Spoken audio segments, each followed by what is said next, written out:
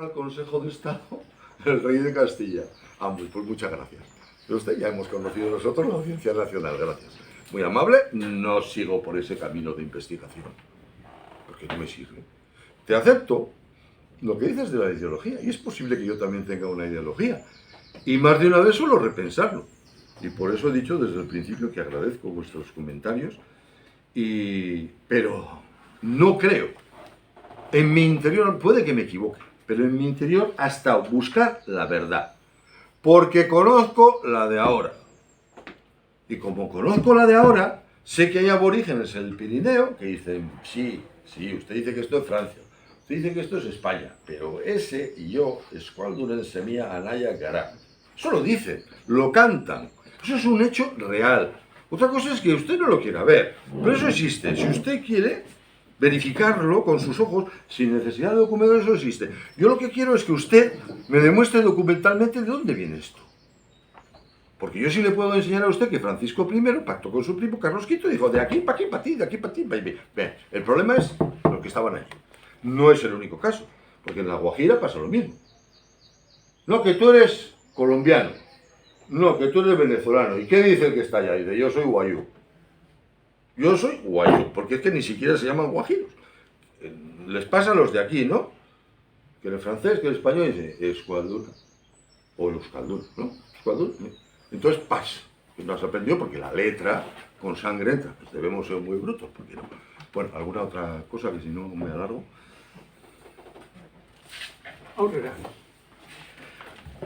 Bien. Los fueros autocráticos. He hablado de los monárquicos, he hablado del sayón, los 2 días a la semana y tal y cual. Si queréis pertenecer a ese reino, pues habláis con Tomás Urzainqui y los de Navarralde y que os apunte. Yo, la verdad, vamos a ver qué me decir, coño, y espero que en este intermedio haya alguna pregunta más, porque si no, debo ser muy bueno explicándome y no creo, que es mi gran caballo de batalla, poder explicar. Estimo indispensable tener en cuenta el proceso de cohabitación legislativa. Así que aquí sí que os pido, porque en lo que hemos estado metidos últimamente, unos cuantos que estamos aquí, ¿no? El proceso de cohabitación. Proceso de cohabitación. Esto lo acuñó Mitterrand, que era presidente y no le hacía ni caso al Parlamento. Digo, vale, vosotros sois el Parlamento, yo soy el presidente, tengo estos poderes y tengo lo otro que tengo aquí al lado y a ver, algo que hizo Cisneros hace muchísimos años. Pero bueno, documentalmente, don José Yanguas y Miranda, que lo he citado antes, dice lo siguiente. El Fuero General de Navarra, que hemos mencionado 3 artículos, pero de verdad no creo que haya falta mencionar más, ha sido considerado hasta hoy, él está escribiendo hacia 1860, como la ley fundamental y derecho público de los navarros, pero su aplicación solo tenía lugar a falta de doctrinas legislativas en los fueros o privilegios municipales. Y estamos aquí, en Durango. Durango tenía un fuero muy especial. Por eso Durango mantuvo durante años y años, hasta que el señor Carlos Garaycochea se le ocurrió borrarlo del mapa, las cadenas de Navarra. Le dije, no, que Carlos Garaycochea no es eso. Yo le dije, mira, cuando te mandaron de allá que quitases el escudo de las cadenas, porque representaba a Navarra, tú les tenías que haber dicho, no señor, están ustedes mal informados. Ese escudo con las cadenas representa a Durango. Y Durango es Vizcaya. Y Vizcaya es Euskadi. Así que yo no quito esa vaina de ahí, pero no hice eso. Pero bueno, a lo que vamos. La cohabitación. Si no hay fuero municipal, se utiliza el fuero general. Pero si lo hay, no se utiliza el fuero general. En Vizcaya todavía fueron más claros y lo vamos a ver posteriormente. Ángel de Gorostizi y Gelbenzu, que es uno de los grandes historiadores de la Sociedad Vascongada de Historia, escribió lo siguiente. En Navarra la legislación primeramente aplicada era la de los fueros municipales, cuya variedad y abundancia acaba de verse. Así que el fuero general era una fuente de derecho supletoria. El mismo Rioy que os he citado antes, que le dio a Donosti, bueno, diríamos a Sebastián, a Estella, a Tafalla y a Castell sus fueros, pero muchos más. Como esta cita no pongo los nombres de los fueros, pues voy a refrendarlo y lamento, pero es que si no vais a decir que soy un hablador de papanatas. Este mismo rey concedió fueros, además de estas 4 grandes ciudades, a Basaburúa, Anitz, Valdeavieta con sus 7 pueblos, Sant Esteban de Lerín y su valle con 8 pueblos, Valle de Esteríbar, Beunza Larrea, Valle Cille de Ateiz, Berrueta en Baztán, Berasain, Mañero, La Prueba, Trevillo, La Raga, Artajona, etcétera, etcétera, etcétera. ¿Qué pasa? Estamos viviendo en Artajona, tenemos nuestro fuero, llega uno y dice, no, que tú debes 20 robos de trigo. Dice, no. ¿Aquí qué dice? Tal. ¿Y aquí qué tengo? Que ahora lo vais a ver. Ah, pues muy bien, disculpe usted, señor vecino. Bueno, muy bien. Que el fuero general de Navarra fuese un laberinto inmovilista, como dijo don Arturo Campión, y que los reyes de aquel reino obedeciesen a los papas católicos, no impidió que la buena gente fuese autocrática, como hemos estado hablando actualmente o hace pocos meses sobre este tema. Y lo podemos verificar, de hecho, porque en Navarra, en el año 2023, tenéis que saber que 51 municipios de Navarra, antes de celebrarse las elecciones, ya sabían quién era el alcalde y los concejales. ¿Por qué? Porque tenían candidaturas unitarias. Ahí el resto del país, y no solo incluyo a Vizcaya, a Álava y a Guipúzcoa, sino a Lapurdi, y todavía sigue siendo País Vasco, a Xiberu y a Baja Navarra, eso no ha pasado en ningún sitio. 51 municipios.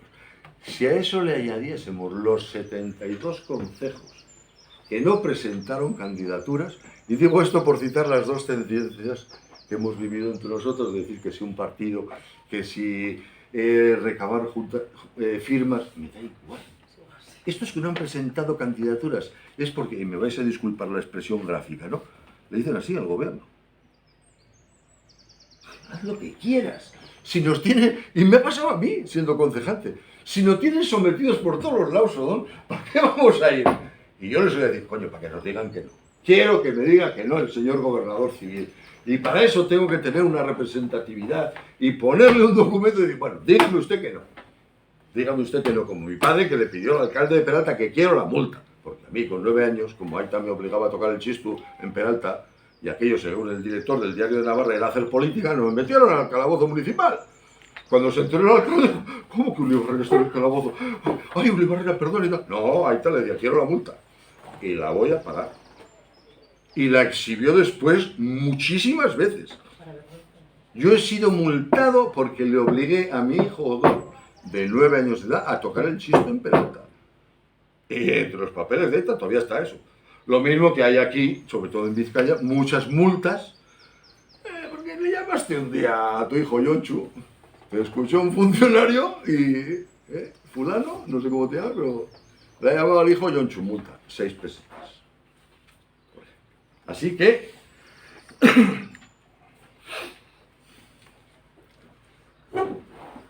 ¿Sabéis una cosa? Que como la gente, los historiadores documentales, no recurren a lo actual, se centran en los documentos. Imagínate tú, si agarras unos documentos que son tan prolijos y tan extraños y tal y cual, del siglo XIV, pero no te das cuenta de los del XX. En estos fueros autocráticos, fijaros una cosa, desde el reinado de Fortún García, del año 783, o sea, en el siglo VIII, hasta 1841, se mantuvieron unos fueros denominados privilegios del aval de Roncal.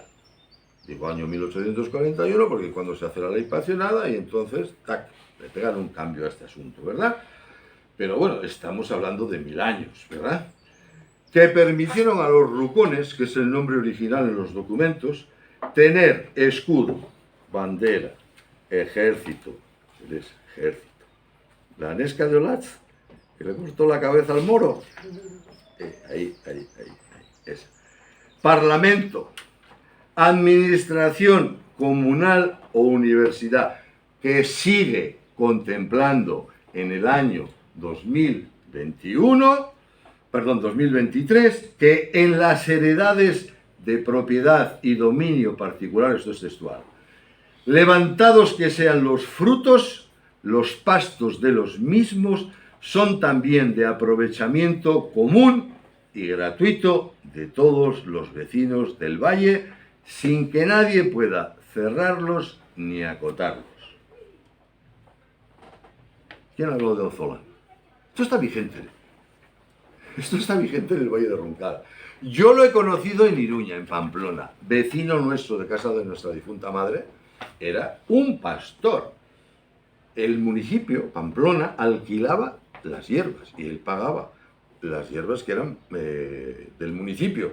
Pero después cualquiera, una vez que hubiese cosechado, lo mismo que lo he conocido en Berrioplano, tú cosechas, has levantado la cosecha, no puedes impedir, es que no te sale, no es que no tengas una ley, es que no te sale que los corderos de Xavier que puedan ramonear lo que va creciendo porque han caído 4 o 5 y no lo puede aprovechar.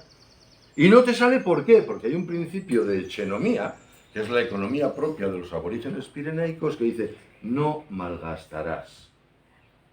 Y si tú puedes aprovechar, yo no te voy a prohibir eso, porque tú lo puedes aprovechar y yo no. Pero bueno, hay otra cuestión que creo que tiene su importancia.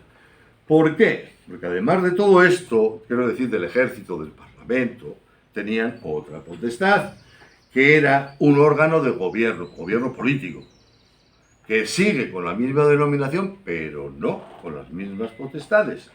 Potestades en la que participaban todos los pueblos, cuyos vecinos, tal y como consta en el capítulo 50 de las ordenanzas de Isaba de 1816, tampoco es así muy lejos, pero ¿qué consta ahí?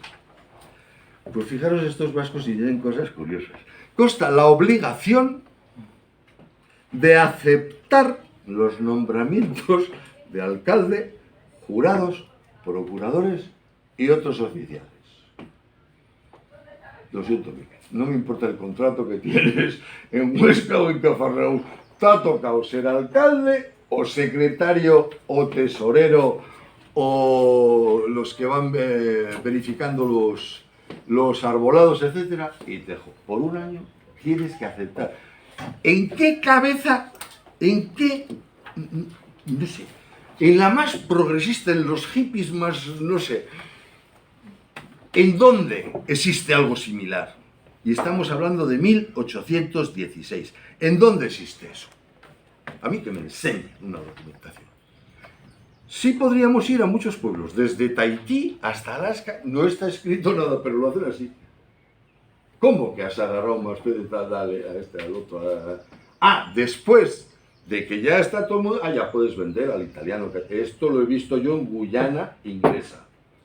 En Guyana Inglesa salen los pescadores, saben las necesidades que tiene el mercado municipal de abastecimiento de pescado, les suministran y después pueden vender por su lado. ¿Sabéis lo que significa esto? Bueno, yo creo que sí lo sabéis. Amor mutuo. Esto es amor mutuo, solo que llevado al terreno económico. Pero claro, si Italia no cobra, si Miquel no cobra, al final dice, bueno, ¿y en qué gastamos? En nada.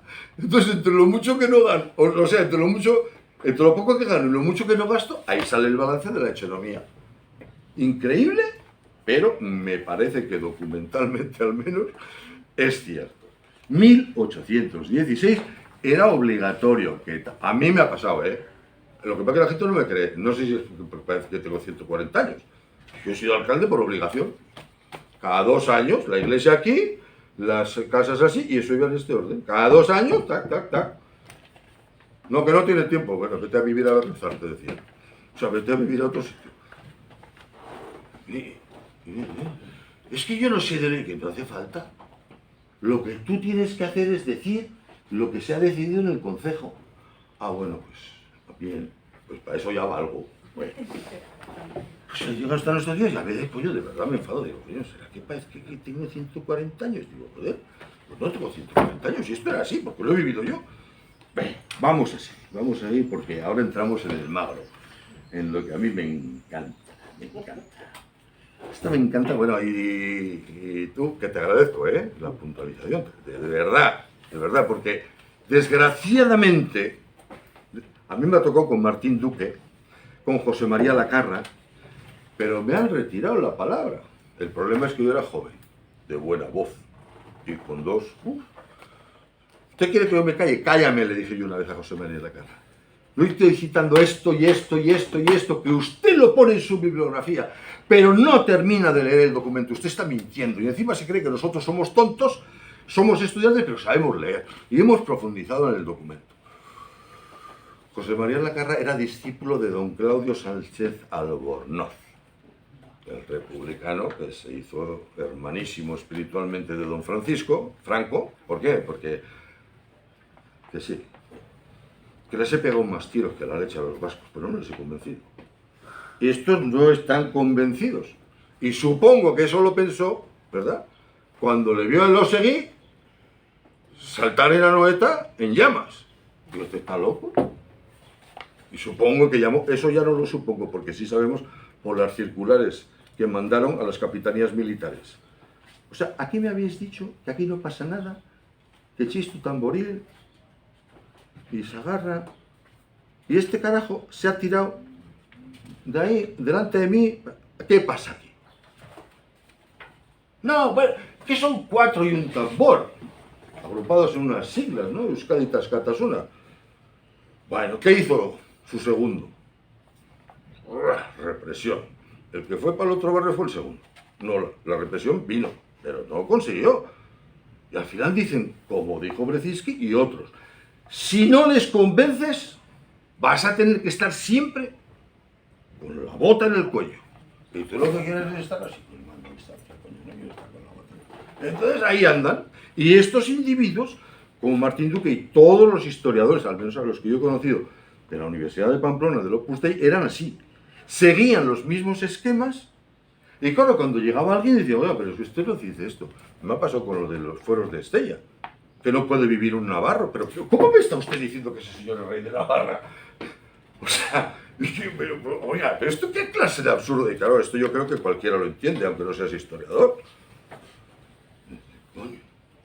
Un presidente norteamericano que dice que en Puerto Rico no pueden vivir los gringos, no se entiende, ¿no? Creo yo.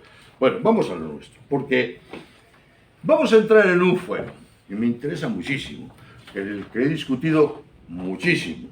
¿Por qué? Porque en este fuero, que es el fuero de Tudela, ¿verdad?, que es del año 1137, se hace referencia como antecesores a los fueros de Sobrarbe. Y todos estos individuos que he nombrado dicen, fueros míticos de Sobrarbe. ¿Ah? ¿Y por qué le llama usted míticos? Y ahí viene la batalla. No, no existe un documento. No. Bueno, vamos a ver si eso es cierto. Vamos a ver si esto es cierto.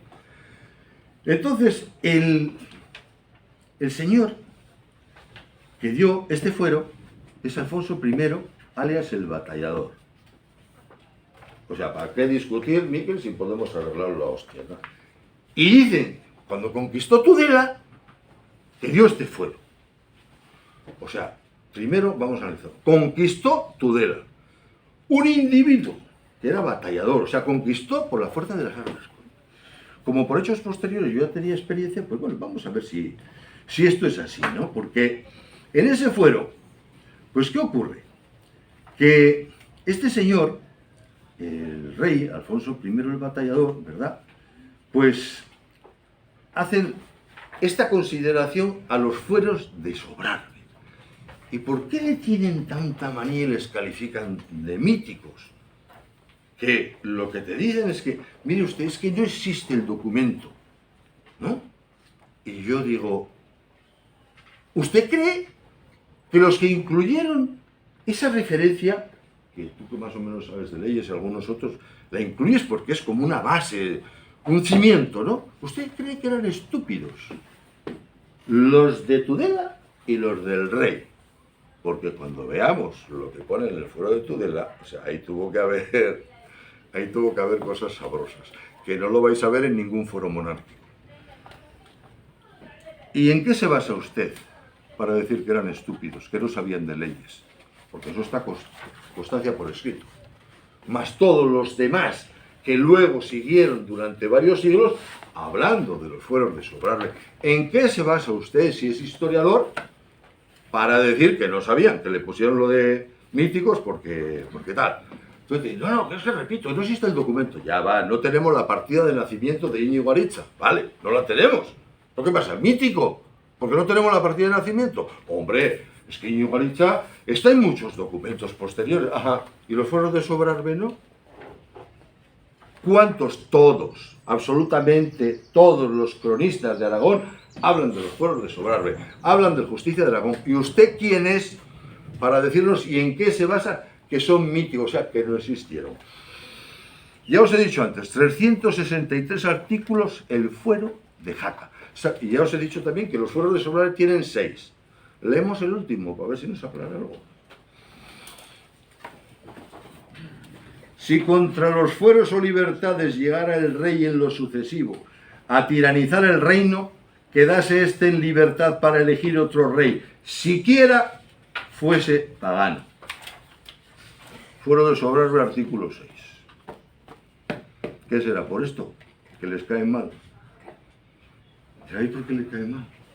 Porque si fuesen míticos, ¿por qué aquí en Vizcaya, aquí, tenían la misma potestad que no tenían los habitantes de Navarra de destituir al rey? Pero los vizcaínos sí. Los vizcaínos agarraban al señor de Vizcaya, te has portado mal, te vas para el carajo. Y nombramos a otro. No solo tenía esa potestad por escrito, porque a veces lo escrito, pero lo llevaron a cabo, que yo sepa documentalmente, en 5 ocasiones. Te has portado mal, te vas para... Y hay una que creo que merece ser citada, porque, por ejemplo, vosotros creéis que matar a vuestra madrastra y a vuestro hermano mayor con vuestras propias manos es censurable. Pues eso no fue lo que le achacaron a Enrique II, que era señor de Vizcaya, sino el incumplimiento de las leyes segunda y sexta del título primero del cuaderno de Hermandad de Vizcaya. ¿No has cumplido? Agur, ponemos otro. Y otra pregunta, ¿cómo llegaron los reyes católicos a ser señores o reyes de Vizcaya? Había otro, era Enrique IV. Cuando vayáis por Munguía, acordaos, Munguía, ese valle, allí, el rey y señor de Vizcaya, rey de Castilla y señor de Vizcaya, envió un ejército a someter a los vizcaínos. Y lo vencieron los vizcaínos, ¿no? Entonces agarraron al rey y le dijo, chao, agur. Se fueron, supongo que por la tradición, por lo que sea, por la cercanía, se fueron a su hermana, Isabel la Católica, y dijeron, ¿tú quieres ser señora de esta vaina? Sí, muy bien. Pues mira, ya sabes, ¿no? Tienes que jugar los fueros. Y yo no sé si será cosa curiosa o no, igual estoy equivocado, pero bueno, tenía que jurar en 4 sitios, no valía uno. En Bilbo, en Bermeo, que ahí está todavía la iglesia juradera, la iglesia de Santa Eufemia, en la Rabezúa y en Guernica. Curiosamente en Guernica le añaden un detallito, so el árbol. Y me gusta leer al que era el secretario de Isabel la Católica, porque Isabel la Católica cuando le llevan a hacer el juramento, le llevan a la sala de juntas. Y el secretario, que era un señor de protocolo, dice, no, Alteza, no, es so el árbol. Tuvo que jurar debajo del árbol. Así que supongo que no seré yo muy romántico cuando digo, miren, disculpen ustedes, pero por la tradición y por estos testimonios, eso de hacerlo debajo del árbol tenía algún significado, que yo no sé cuál es. Pero de que tenía algún significado, sí. Porque el secretario, que era castellano, pero que conocía el protocolo, y seguramente habría algún vizcaíno que le diría, acuérdate, Bermeo, iglesia de Santa Eufemia, Guernica, so el árbol. Ya vais a ver luego por qué, porque tenemos buenos datos sobre eso. Estos pequeños detalles, porque tenemos que buscar a los nuestros, porque nosotros no hemos salido por arte de birlibirloque. Bien. A ver. Forus, bonus, cuales vos mici demandastis. Supongo que no sabéis latín, yo tampoco. Pero yo creo que no es difícil de traducir lo que dice aquí, ¿no? Estos fueros buenos que vosotros me pedisteis. Porque aquí estamos ante la dinámica de los legisladores posteriores. No, es que fue el rey el que os dio el fuero. Y por lo tanto, como fue, os lo puede quitar. ¿Entendéis? Y después, hacia el Renacimiento, cuando el fortalecimiento con los reyes católicos, el fortalecimiento de los reyes, porque tanto cada señor tenía sus potestades, su ejército. El mayor ejército de Navarra, ¿sabéis quién lo tenía? Porque en Navarra no hay un ejército permanente. Cada cual tenía su gente, ¿no? unos 20, otros 30, otros 50, los de Peralta, por ejemplo, pues tenían 60 y pico, pero ¿quién tenía 400 lanzas permanentes? El obispo de Pamplona. Pero bueno, vamos a seguir. ¿Acaso no consta en el fuero de Tudela esta afirmación del violento rey? Digo esto y recalco porque lo de violento no, o sea, porque, a ver si nos entendemos, no es lo mismo tener a alguien ahí que va a tirar de pistola que no, joder, que sí tiraba, o sea, tiraba, pero bien. Digo para que os situéis.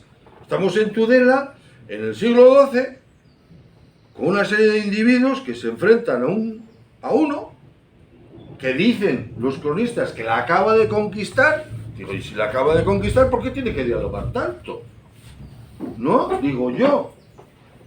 No le veo la razón, a no ser que no fuese realmente una conquista y que la tilden así, que eso es lo que sabemos por hechos posteriores. Pero bueno, ¿por qué razón aceptaría un rey tan devoto de la guerra las demandas de una población civil supuestamente recién conquistada? Esa es una buena pregunta, creo yo. Y hay otra. La raigambre de dicha población. ¿De dónde eran estos pobladores? Porque los documentos nos lo dicen, ¿verdad? Pero, por ejemplo, Fernando Mayora, buen amigo mío, por cierto, un ratón de biblioteca de estos, documento del año 1698. Archivo Real General de Navarra, número 60-183. Textual. Antonio González, procurador de Francisco González. Lo otro porque los dichos testigos no entienden ni pronuncian nuestra lengua castellana, sino la vascongada, 1698. Y para interpretar sus dichos eran precisos a lo menos 2 intérpretes, mayormente en esta ciudad, donde hay abundancia, como es notorio, de personas que entienden dicha lengua vascongada. 1698. Si en 1698 el secretario de un juzgado dice que es notorio que los habitantes de Tudela hablasen la lengua vascongada, creo yo que es bastante fácil de asumir que 600 años antes pues también hubiese, ¿no? Digo yo, ¿no? Pues sí sabemos que había judíos y que había maometanos. Por cierto, una característica especial en este fuero de Tudela con respecto a los maometanos. Les está permitido, hoy tengo por aquí puesto el capítulo y el artículo, en el que podían jurar en los juicios conforme a su fe religiosa. Y uno dice, a ver, ¿cómo es la cosa? O sea, acabas de conquistar esto, y estos que son, pues, tus piltrafas, y les estás dando esto, y esto, porque esto no termina aquí, ¿eh? Me vais a permitir que... Bien. Teniendo en cuenta el talante de este violento tipo y de su talibanismo practicante, ¿cabe alguna duda de la fuerza social que debió proteger a los jurisconsultos, o sea, a los legisladores autocráticos que le hicieron frente? En el libro de censo de fuegos, que se llama así, de 1366, solamente constan 21 vecinos nobles. ¿Cuántos pudiera haber en esta fecha el documento? Y el resto, ¿qué eran? Porque el 21% supone el 2% de la población. Quiero decir con esto, antes cuando os he dicho de los fueros monárquicos que eran para que el rey tuviese más fuerza, para tributar más a Roma, en este caso estamos hablando del 2%, pero 200 años posterior. ¿Cuántos pudiera haber en aquella época?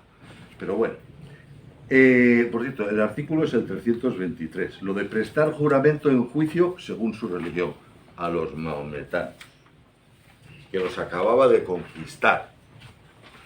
Yo le dije, esto no cuadra. ¿Y qué es lo que no cuadra con respecto a los míticos? Los míticos fueros de Sobrarbe, los míticos fueros de Valladolid, que era la partida de nacimiento, que el documento, que tal. Digo, vaya, mire usted, si fuesen míticos, ¿usted cree que 211 años después de que hagan el fuero de Tudela, el Concejo de Tudela, porque llegó un individuo que venía de Francia y por la fuerza de las armas se hizo rey, y además hizo lo que se llama el amejoramiento del rey don Felipe, o sea, impuso, vamos a ponerle con la terminología actual, una nueva constitución. Bueno, pues los vecinos de Tudela, que eran míticos sus fueros de Sobrarbe, le escriben y le dicen lo siguiente, que el fuero anciano original sea guardado e observado, e sea puesto en una cadena en Santa María en depósito. Ya sabéis que las imágenes tenían esa connotación de intocables e imponderables, ¿no? E todos los otros fueros sean corregidos e enmendados según aquel. E que quiere que de otro fuero se usara en la villa de Tudela, ni en los otros lugares do el fuero de sobrargo corre, ni los falsará ni corromperá. Y yo suelo decir, mire, a usted no le basta que 200 y pico años después el vecindario de una ciudad se refiere otra vez y le diga a usted que están activos, pero ¿usted qué necesita? ¿Por qué niega usted algo que yo creo que es una evidencia? Como por mucho trigo nunca fue mal año, permítanme añadir un dato más.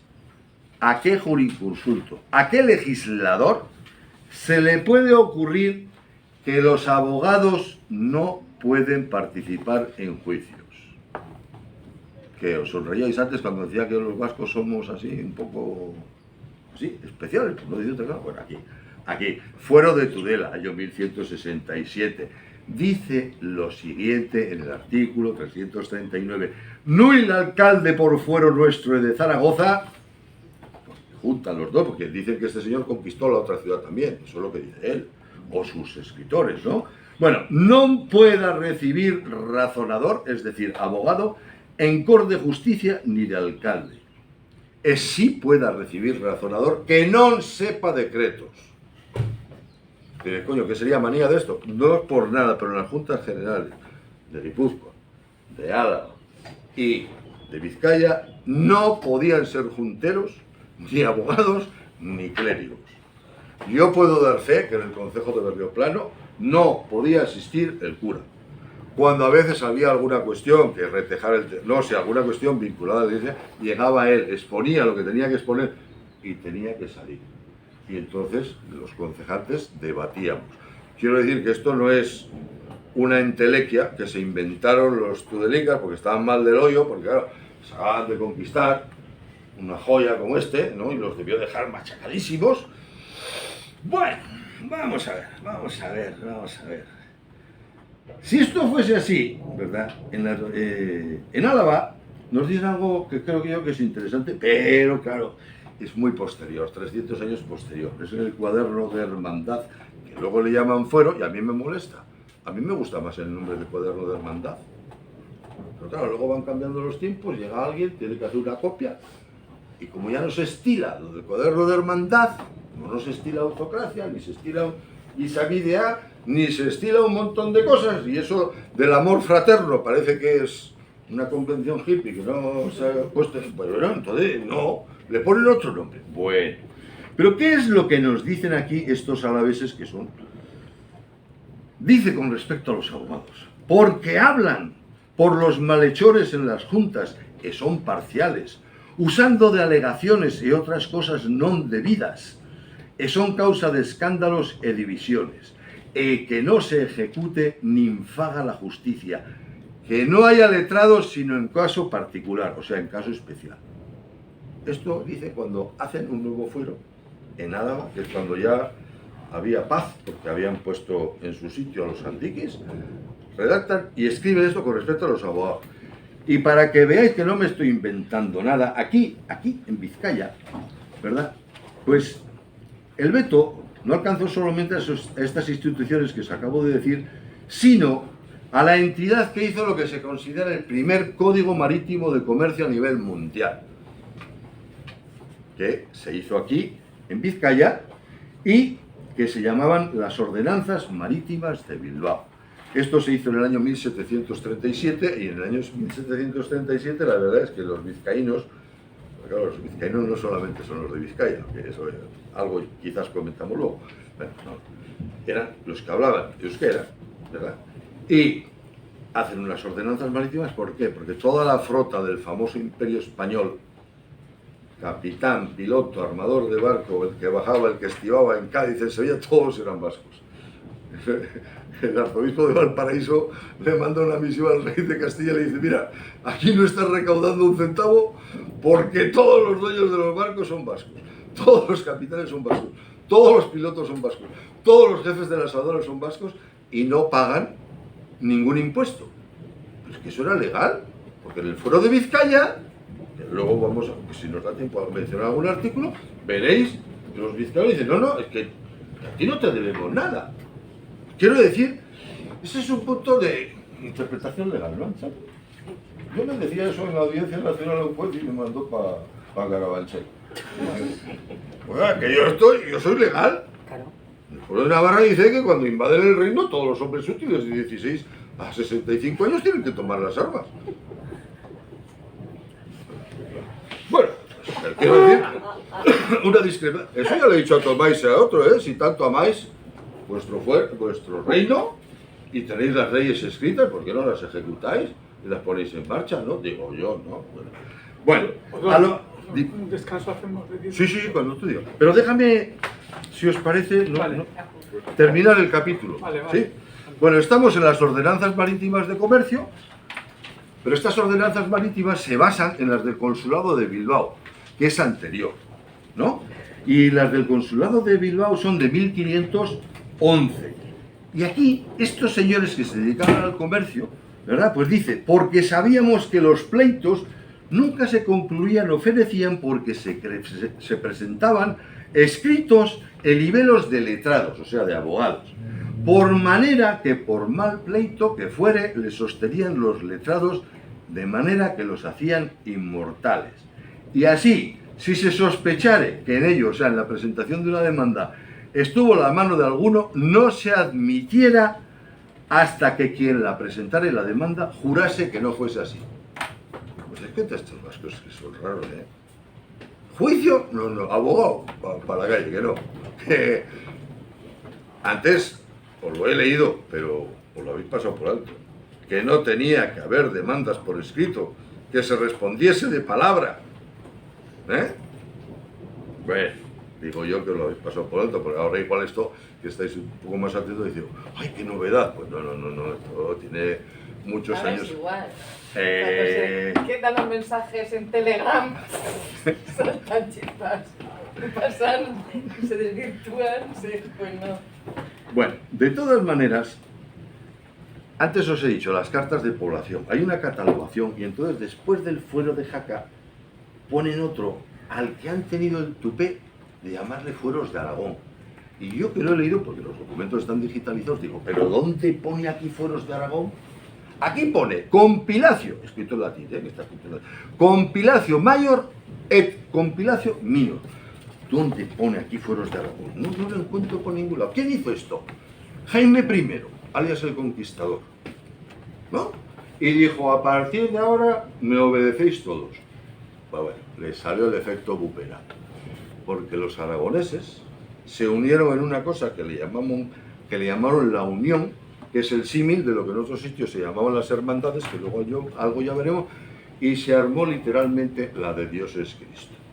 Y esto es, perdonadme, pero esto es muy interesante por el contexto social. Porque cuando se acaba este levantamiento popular, cuando el hijo del conquistador, Pedro III el Grande, dice, vale, acepto lo que me estáis diciendo. Cuando Pedro III hace eso, su ejército, el ejército de Pedro III de Aragón, había vencido a una coalición militar que envió, que se juntó, mejor dicho, a instancias de una bula que hizo Martín V para derrocarlo. Lo excomulgó y claro, excomunión conllevaba que yo me puedo quedar con tus bienes, señor.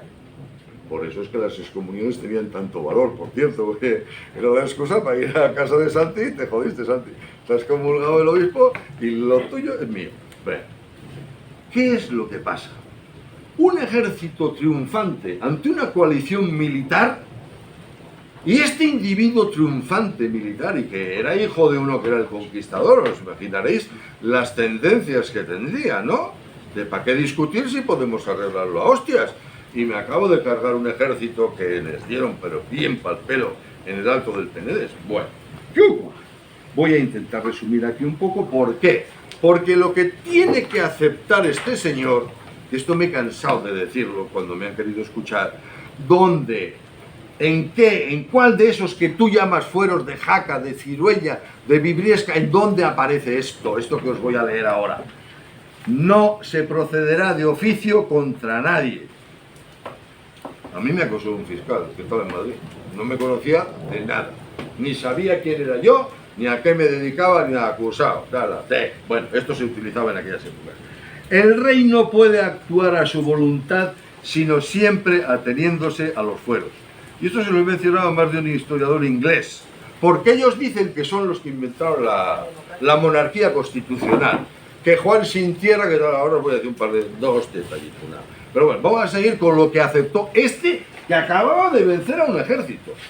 O sea, creo yo que el contexto es importante, ¿no? O sea, 4 pelados que se juntan en su unión y se enfrentan a un tipo que acaba de vencer una coalición europea. Digo yo que tendrá importancia este contexto militar, ¿no? Bueno, el rey tiene que celebrar cortes cada año. El rey tiene que contar con el consejo de todos los grupos sociales, incluyendo a los vecinos de las villas. En Aragón solo existan jueces aragoneses. Que los dueños de las salinas puedan usar de ellos libremente. No os riáis, que aquí en Vizcaya se armaron 2 tángaras de mucho preocupar a raíz de esto de la sal, que era indispensable no solo para el alimento de seres humanos, sino de animales, sino para la conservación de alimentos. Bien, se concede libertad para el establecimiento de alhóndigas. Eso estaba reservado a los curas. ¿Sabéis lo que eran las alhóndigas? Los almacenes de cereales. Bien. Abolición de la quinta. Coño, qué bonito. De cada 5 cerdos, uno para el rey. Digo, eso nada, eso no va para el baño.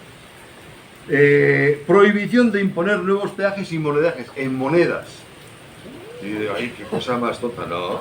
¿Quién es el que decide que esta moneda vale por 5 pesos? Este. Y si no acepto, me cortan el cuello. O sea, tiene su importancia lo de que escriban, no monedajes. Porque todos, hasta esta fecha, bueno, en Navarra concretamente, hasta Carlos II el Malo, que era el de Dreux, que no entendía lo de los corderos, las gallinas y todo eso, a él le intentaba recuperar el reino de Francia y dice, no, a mí pasta. A mí dinero contante. Y la gente decía, ¿qué pasta? Pero si yo no sé si esto tiene tanto por ciento de cobre, o de zinc, o de oro, o de plata, ¿qué coño? Pues si no me das el queso por 2 reales, me corto el cuello. Toma el queso. Bueno, vamos a seguir. Los judíos no podrán ser bailes. Hay gente que dice, ay, mira, esto es antisemitismo. Digo, no, baile, ¿sabéis lo que era? El administrador, el que llevaba las cuentas del rey. Tú tienes 15 cochinos, me tienes que quedar 3, o sea, para el rey. Es el que llevaba las cuentas. Claro, como la gente, pues no, o sea, no eran tan zánganos y tan malos. Los judíos sí.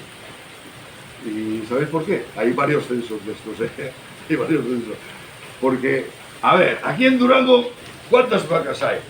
379, ponle uno delante. 1379. Me debéis la quinta parte. ¿Entendéis la jugada? Sí, ¿no? Por eso entenderéis que decía, judío, no. Ese odio que se ganaron los judíos en muchos sitios, entre otras razones, era por esto. Bien. Vamos a seguir, que todavía libre circulación de personas. No es por nada, pero por ejemplo, en esos fueros, en esas cartas de población, si tú te vas a vivir a otro sitio, te jodes. Esto te vale solo aquí. ¿Y aquí por qué? Porque he dicho, porque a mí me interesa que haya gente. ¿Y aquí por qué no hay gente? Dios que viva aquí, porque han estado los moros, porque ha habido muchas batallas, porque el señor, etcétera, ¿no?